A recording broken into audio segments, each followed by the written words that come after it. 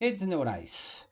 Nesse vídeo vamos apresentar o que é redes neurais no contexto de inteligência artificial, certo? Então vamos ao início das redes. Tudo surgiu porque todo mundo queria simular o raciocínio humano, né? Todo mundo achava que as máquinas poderiam fazer mais do que bater uma chapa para fazer um prego ou até, sei lá, fazer mais do que um cálculo, né? Automatizar as tarefas, né? Alguma pessoa que provavelmente queria fazer muito mais coisas ao mesmo tempo, pensou, se eu fizer uma máquina aqui para automatizar alguma coisa aqui e que eu não preciso cuidar dela, né? Que ela faça o trabalho dela sozinha. E avançar na ciência e tecnologia, justamente porque cresceu numa época que isso era visto com um grande otimismo, né? Não pela população na maioria, né? Porque todo mundo achava que todo mundo ia perder o emprego por uns robôs muito loucos. Mas então, quem estudava na área, né? Quem já pensava nisso já via isso com grande entusiasmo, que achava que isso já ia ser uma revolução. Em 1854, George Boyle ele criou a lógica booleana, que é o que todo mundo conhece atualmente, né, tanto no campo da matemática quanto no campo da computação, que é a lógica booleana, né, que é ou verdadeiro ou falso. Em 1936, no período de guerra, Alan Turing ele inventou uma máquina que ele chamou de máquina de Turing, que ela codificava mensagens, decodificava, na verdade, mensagens do eixo, né, que era dos alemães, e eles queriam decodificar essas mensagens para então saber posições estratégicas, onde que os alemães estavam com barcos, navios, aviões, etc. e tal, né? Porém, muito antes dele, né? No final do século de 1600, um cara chamado von Leibniz, eu acho que era, ele já tinha sonhado com uma linguagem algorítmica universal e uma máquina de cálculo que pudesse resolver qualquer problema computacional, né? Entrando nesse contexto, no mesmo estilo de pensamento, assim, vamos dizer, que o Alan Turing, né? Isso uns muitos anos antes, né? Em 1940, Ada Lovelace, né, que na verdade em 1940, depois de 100 anos da morte de da Ada Lovelace, é que foi um estudo, né, foi republicado um estudo que ela tinha feito sobre uma máquina analítica, né, ele foi republicado nos anos 40 e o algoritmo dela, que era de 1842, foi reconhecido como o primeiro programa de computador da história, né? Isso, cara, uma época que ninguém nem pensava o que seria computador, uma mulher já tinha sonhado, já tinha feito um algoritmo lá, estudando de uma máquina, na verdade, uma máquina de cálculo analítica. Ela criou um algoritmo sem ver a máquina e querendo, por incrível que pareça, o algoritmo funcionou, rodou na máquina. Em 1943, McCulloch Pitts, né? Pitts, que era um cara que fugiu de casa com 12 anos. A história dele também é bem legal. Ele ficava invadindo as universidades, ficava invadindo as aulas, ficava olhando as aulas escondido e tal. Aí ele começou a conhecer uma galera que apresentaram ele para esse professor que era o McCulloch, né? Os dois, né, entraram com o primeiro modelo, né? Eles criaram um primeiro modelo do que seria um neurônio artificial, né? Em 1950, o Alan Turing, de novo, ele propôs o teste de Turing para determinar se uma máquina poderia ter o comportamento inteligente semelhante a um ser humano, ou seja, no contexto da época, sim, ele acreditava que se uma máquina, né, escrevesse uma carta, se correspondesse com alguém, alguma coisa, ela iria ter o poder de se corresponder com essa pessoa e essa pessoa não ia saber se quem estava se correspondendo com ela era ou uma máquina ou um humano, porque as respostas que ela dariam conforme as cartas que a pessoa iria reenviar seriam muito assertivas, assim, né? Então a pessoa não saberia se ela estava falando com uma máquina ou se ela estava falando com realmente uma pessoa. Em 1958, o Frank Roosevelt, que era um neurocirurgião, neurocientista, na verdade, né? Ele desenvolveu o Perceptron, né? Uma a máquina, no caso. Esse cara, ele já trabalhava na área de neurociência e se aprofundou no estudo do Macaulay Pitts, né? E ele já entendia que um só neurônio não faria assim tanta diferença, né, num cálculo, alguma coisa assim. Mas afinal, o que que é um neurônio, né? Um neurônio, existem na verdade vários tipos, né? O neurônio, no caso orgânico, que é o que a gente tem na cabeça, né, no nosso cérebro. O neurônio humano, ele tem vários tipos, mas todos eles vão ter basicamente a mesma estrutura, né? Que são os dendritos, né? Que são as ligações. Essa ligação liga com outros núcleos de outros neurônios. O axônio, que ele conduz o impulso, né? Que ele ajuda a dar a passagem ou não. E o núcleo, que é onde ele controla a célula que processa a informação recebida. No caso aqui, essa parte aqui vai estar ligada com outros neurônios, no caso, outros núcleos, né? Essas partes aqui. E claro, há vários outros também. E aqui vai ter vários terminais de outros neurônios chegando aqui, com os axônios aqui, né? E aqui vai ter os terminais encostando aqui. Isso de vários, né? Quando esse núcleo aqui acumula sinais dos dendritos dos outros, né? Ele dispara uma corrente que vai para o outro neurônio, né? Dito isso, o neurônio artificial que foi criado era basicamente isso também. Aqui seria as entradas, né? Aqui ele seria o somatário e teria uma função de ativação. No caso aqui ele receberia valores, aqui ele faria a soma, dependendo dessa soma, né, da ativação, aqui ele mandaria o sinal ou verdadeiro ou falso. Como o Rosenblatt tinha falado, né, um neurônio só não faria tanta diferença, no caso não faria nada. Né? Um neurônio só sozinho ele não iria fazer nada.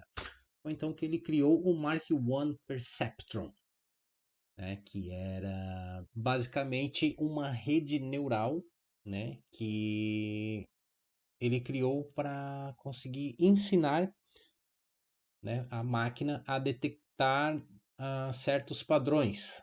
Né?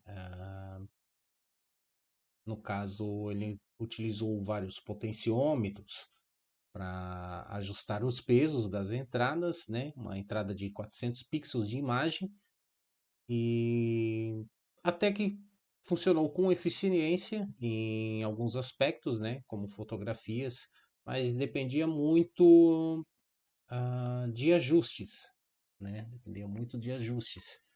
Tipo, no caso, ele diferenciava rostos de homens e de mulheres, né? Colocava uma foto lá, ele diferenciava, ele dizia se era homem ou se era mulher. Porém, quando colocava um cara de cabelo comprido ou uma mulher de cabelo curto, ele não sabia identificar, né? Ele não tinha ainda certos padrões assim que eram, vamos dizer, 100%, né? Essa era a máquina, né? Ela foi feita sob medida, né? O Rosenblatt, né? Ele mandou fazer ela sob medida para caber em determinado espaço, provavelmente que ele tinha no laboratório. Esse é o acoplamento principal, né? Que era uma câmera, né, que ele está aqui na frente, que era colocada aqui as fotos, né, para ele fazer os cálculos e determinar, dar uma saída para dizer se era mulher ou se era homem, ou se era gato ou se era cachorro, né? Essa é uma imagem dele fazendo os ajustes dos parâmetros, né? Quando dava algum erro, no caso, não deu a resposta esperada, ele tinha que vir aqui e ajustar algum parâmetro. De forma provavelmente muito simples e descomplicada, né? Pelo que dá de ver na foto. Mas em 1969, Minsky e Poppert, né? Esses caras aqui fizeram o livro Perceptron, que fizeram um estudo em cima dessa máquina do Rosenblatt, né? Eles até deram bastante crédito para ele e inclusive para McCulloch Pitts pelas tais descobertas, né? Porém, eles criticavam que essa máquina não funcionaria em determinados cálculos, muitas vezes cálculos simples. Ela não iria dar uma resposta ah, real, uma resposta verdadeira, no caso, né?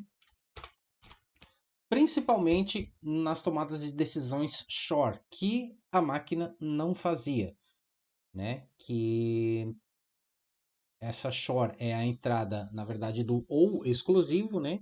Que ela vai dar a passagem se e somente se apenas uma das entradas forem verdadeiras, como está aqui, né?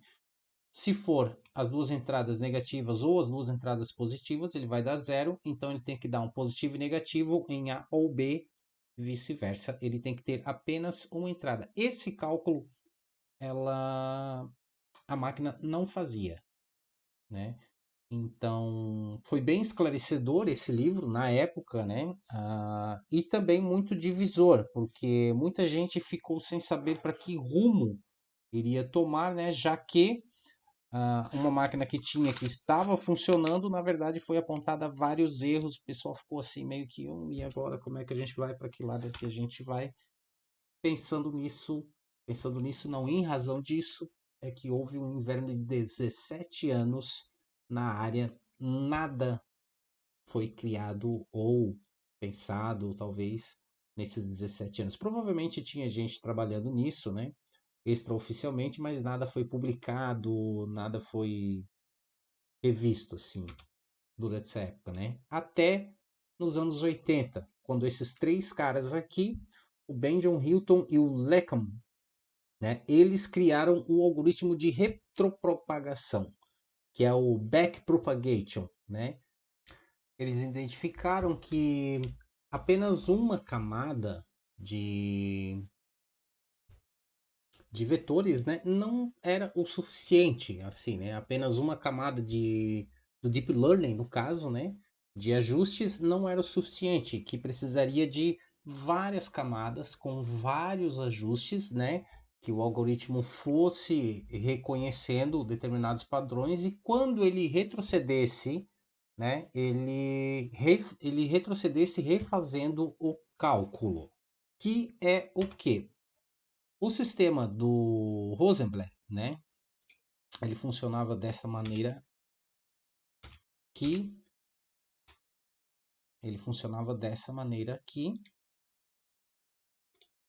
cada passagem que dava aqui, ele teria que fazer o ajuste. Se a resposta aqui deu algo não esperado, ele teria que fazer um ajuste. Dependendo do ajuste, essa matriz ia fazer a ligação com este. Dependendo do peso, ela fazia a ligação com este. Ou de repente fazer a ligação com este ou com esse, até ele dar certo, né?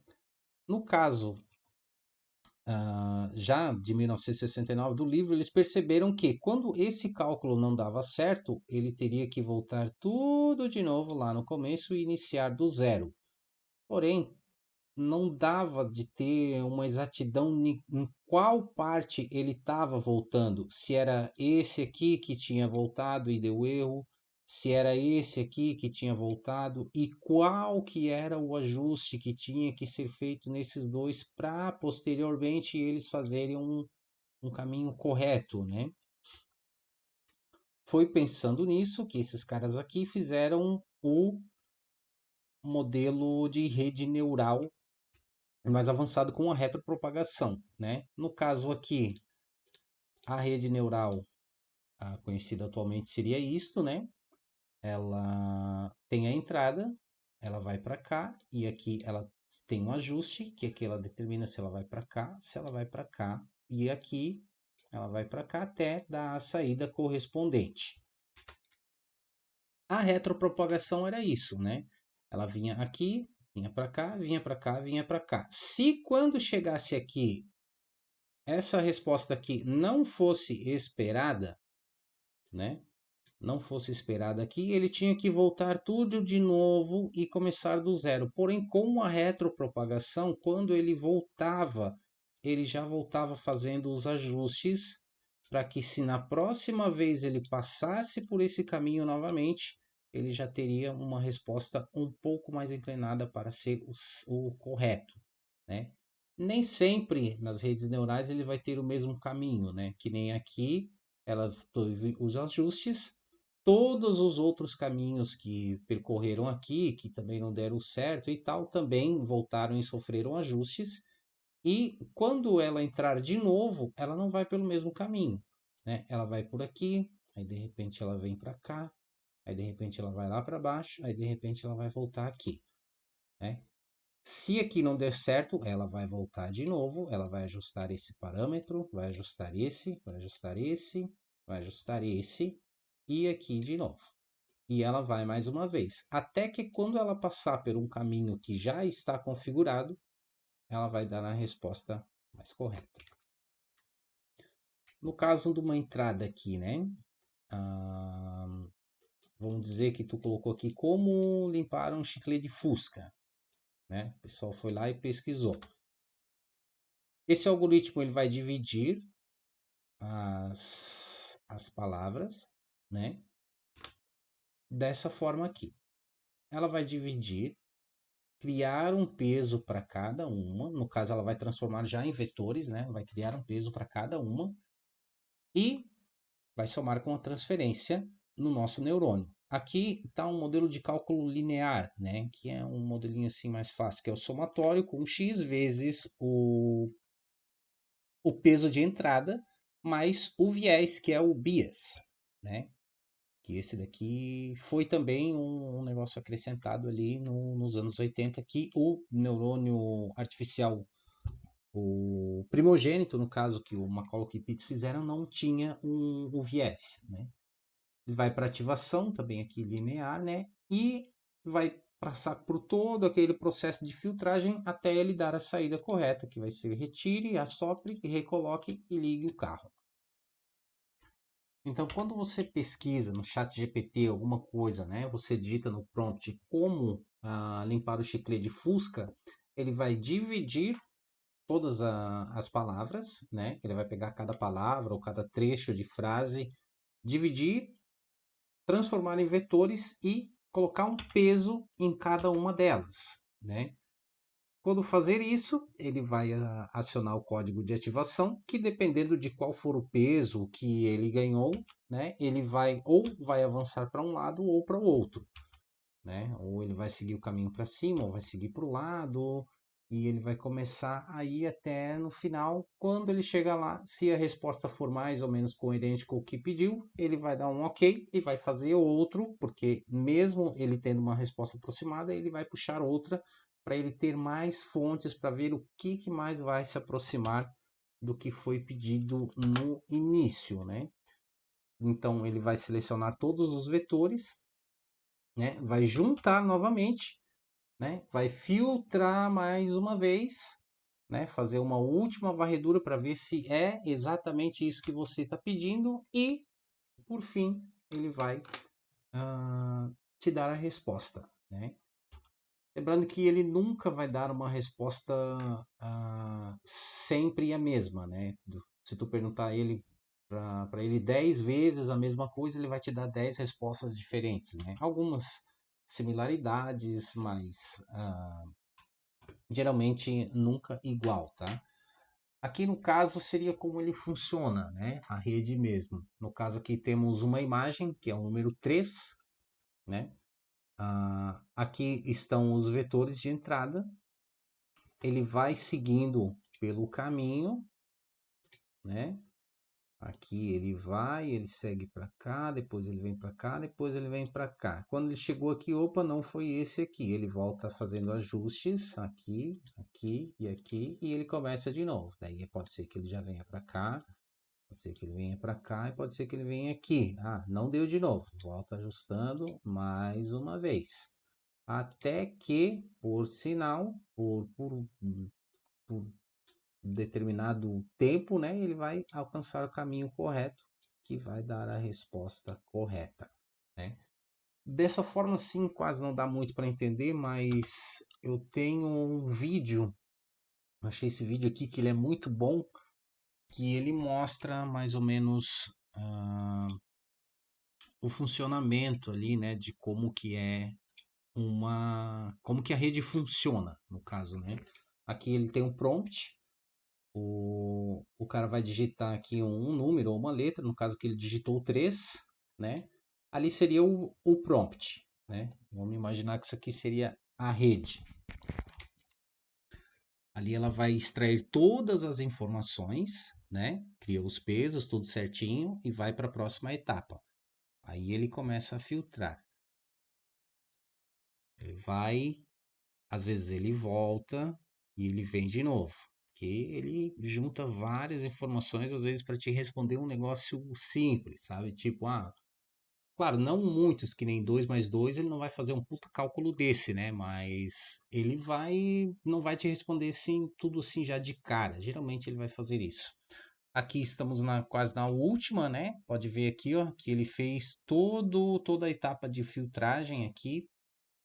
Deixa eu ver se eu consigo marcar aqui no caso seria o prompt, né? Aqui ele determinou os pesos, deu tudo certinho aqui, já avançou. Aqui ele já começou na camada mais deep, que é o deep learning, que todo mundo fala, né? Que é nessa camada aqui que ele vem, se aprofunda e faz comparações e compara os pesos, faz os cálculos e tal, até que sobrou essa linha aqui. Sobrando essa linha ali, né? Ele fez a última leitura, a última varredura.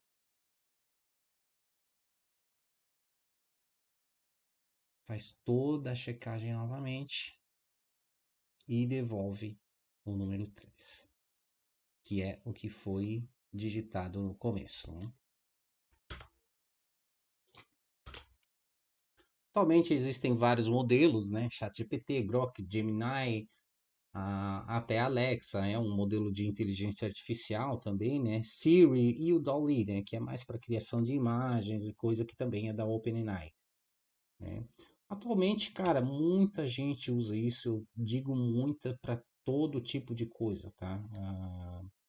Vamos supor assim, o meu sogro ele coloca piso, eu não sei quem, nem como, baixar o chat GPT no celular dele, ele vai fazer um orçamento para um cliente, ele faz as medidas lá e ele pergunta chat GPT quantos metros de piso vai para uma casa tanto por tanto.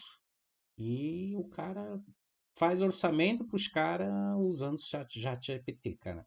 Cara que já de seus 50 e poucos anos, não tem muito estudo, e o cara usando o chat GPT. É isso aí, galera. Espero que tenham gostado aí. O vídeo não ficou muito bom. Na verdade, o vídeo ficou uma bosta, mas espero que tenha esclarecido aí.